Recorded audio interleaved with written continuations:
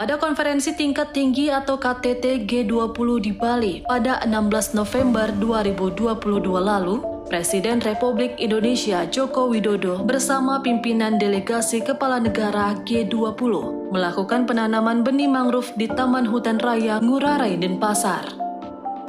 Penanaman bibit mangrove ini sebagai upaya menunjukkan komitmen Indonesia bersama negara G20 mengatasi perubahan iklim global. Sebagai negara pemilik hutan mangrove yang terluas di dunia, yaitu 3,3 juta hektar hutan mangrove kita, Indonesia ingin berkontribusi kepada perubahan iklim, terhadap perubahan iklim. Alih-alih mengentaskan krisis iklim dengan menanam benih mangrove pada KTT G20, faktanya justru berbanding terbalik pada kawasan hutan mangrove yang dikelola petani cinta mangrove di Desa Parupuk, Kecamatan 50 Pesisir, Kabupaten Batubara, Sumatera Utara, di mana lahan mereka dialihfungsikan menjadi kebun kelapa sawit. Pada 17 Februari 2021 silam, pemerintah Provinsi Sumatera Utara dan pemerintah Kabupaten Batubara bersama pelaksana proyek PT Hanlim Energy Power meresmikan peletakan batu pertama pembangunan pembangkit listrik tenaga gas dan uap atau PLTGU berkapasitas 1.600 MW dengan luas lahan 200 hektar di Desa Parupuk untuk menyuplai kebutuhan listrik di kawasan khusus ekonomi Semangke, Provinsi Sumatera Utara yang jaraknya 34 km dari lokasi PLTGU.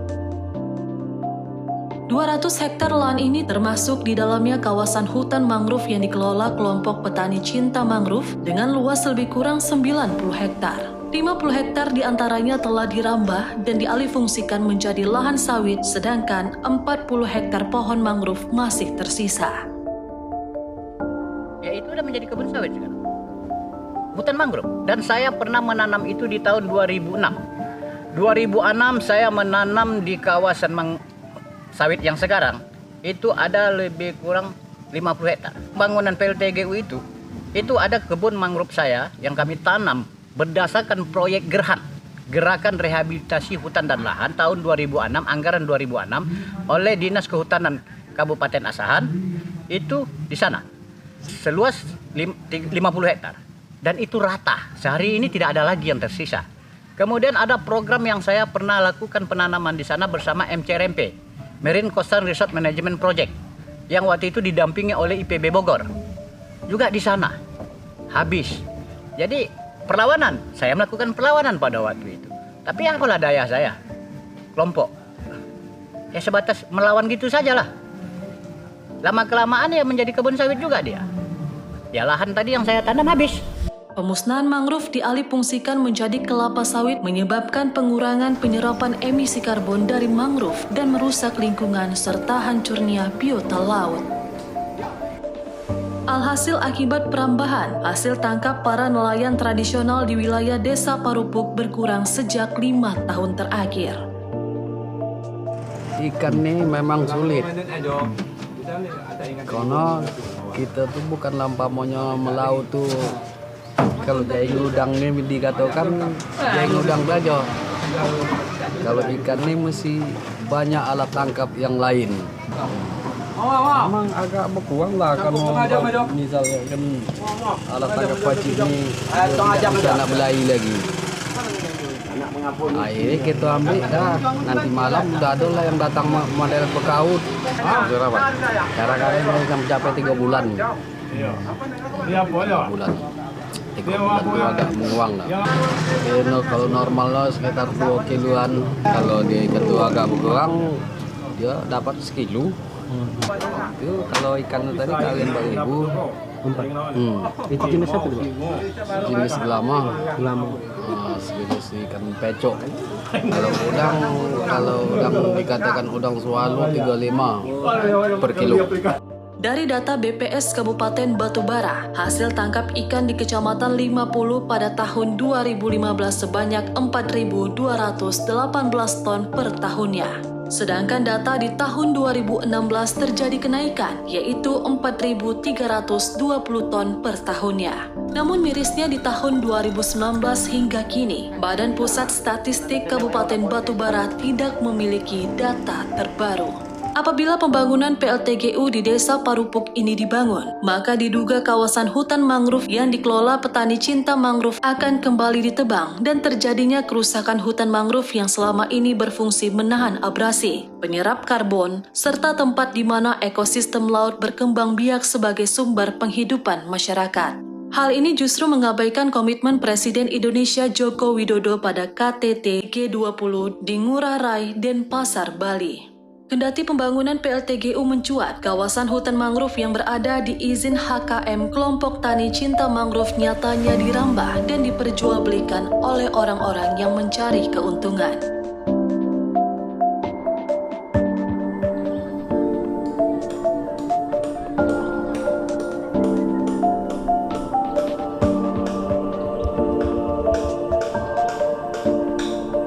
Nah, konflik yang terjadi lagi setelah penjualan isu PLTGU ini muncul, maka kawasan hutan mangrove yang hari ini berada di dalam izin HKM saya itu diperjualbelikan orang lagi.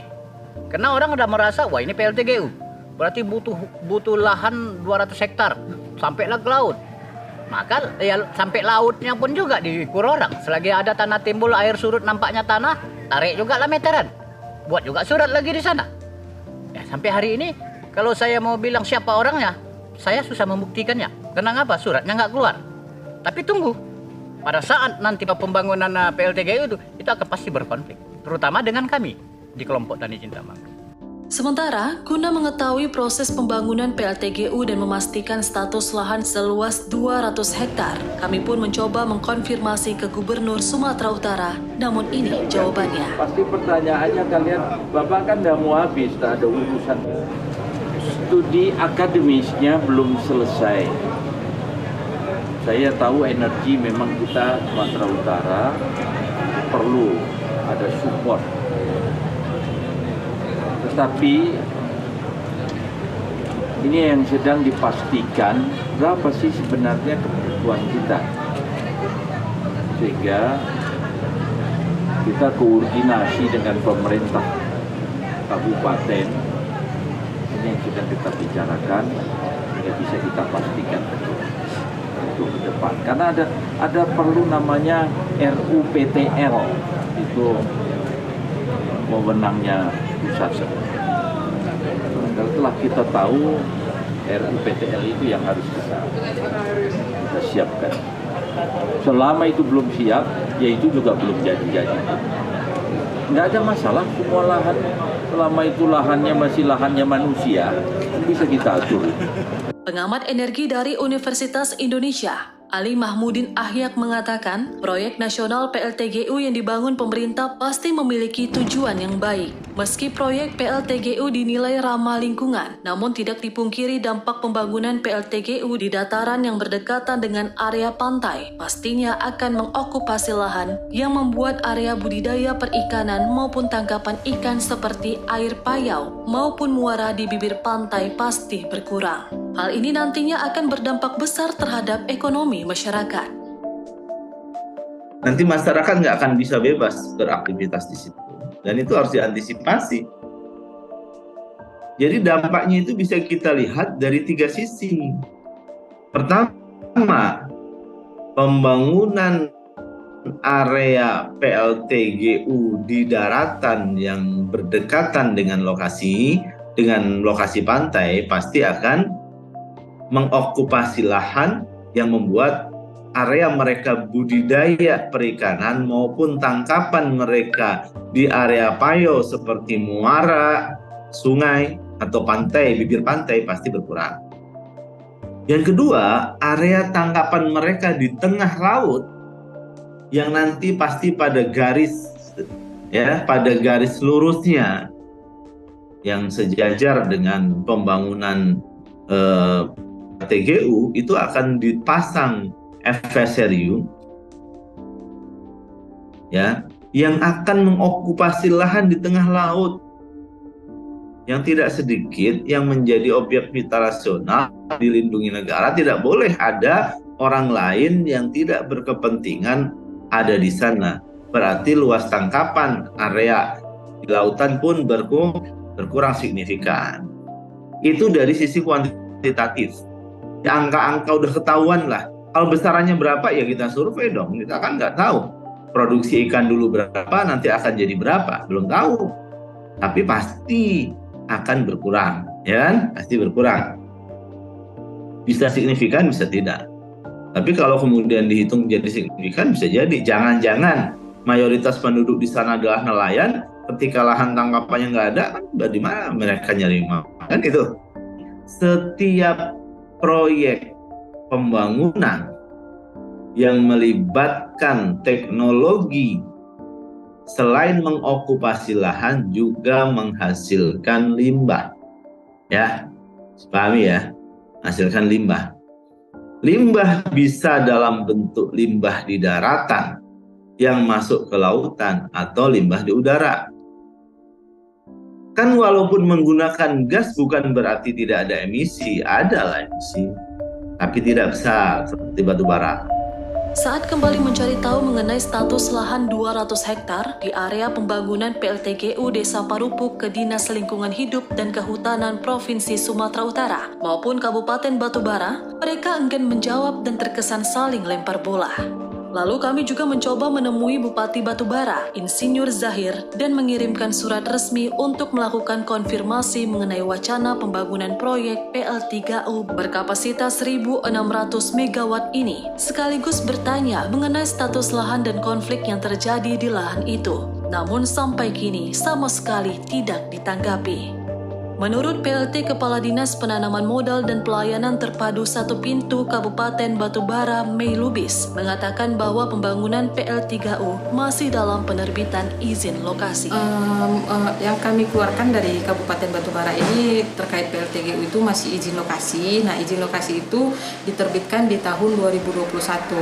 Nah, kalau untuk kelanjutannya ini kan setelah ini pihak PLTGU kan mengusulkan AMDAL-nya. Nah, AMDAL itu kebetulan tidak wewenangnya Kabupaten Batubara. Nah, itu sendiri kewenangan di lingkungan hidup provinsi. Nah, sampai sejauh mana saya kurang paham untuk kelanjutan AMDAL-nya. Nah, nanti ke depan mungkin setelah selesai AMDAL-nya, setelah selesai IUK-nya, nah itu nanti bisa izinnya ke PBG-nya di kami.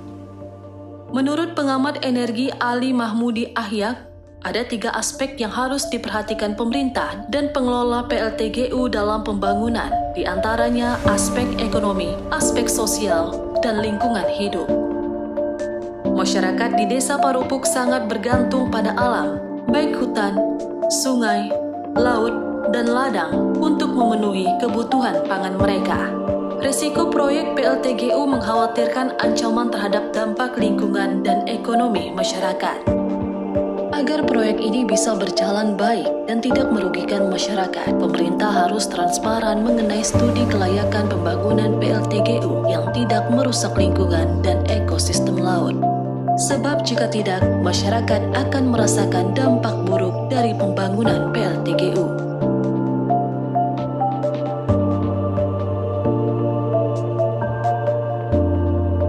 Nyatanya pohon mangrove merupakan tumbuhan yang kaya akan manfaat, seperti yang dijelaskan pengamat energi Ali Mahmudi, bahwa pohon mangrove adalah satu bahan bakar biomasa yang bagus dengan nilai kalorinya yang tinggi. Oleh karena itu, pohon mangrove tidak perlu ditebang, melainkan dimanfaatkan untuk biomasa dengan pembangkit listrik biomasa.